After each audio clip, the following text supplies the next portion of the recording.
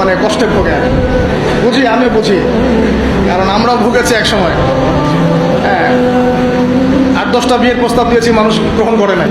হ্যাঁ, কারণ হচ্ছে আমার টাকা পয়সা ছিল না, বাড়ি নাই, টাকা নাই, কিছু নাই। তোমার সাথে বিয়ে শাদী দিয়ে কী হবে, আমরা ভবিষ্যৎ খারাপ করবো নাকি? এখন লাইন ধরে করে কি করে এখন।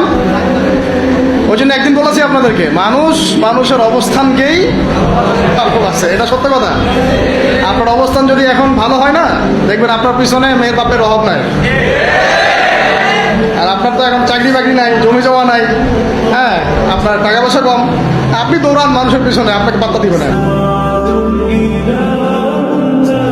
দুনিয়া খুব খারাপ, এই জন্য ভাই দুনিয়ার দাস হবেন না, আল্লাহর দাস হয়ে জানি।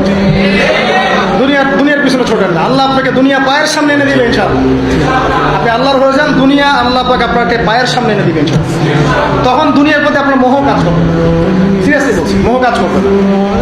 আল্লাহ আমাদেরকে সবাইকে পরকালের স্বার্থে কাজ করার তৌফিক দান।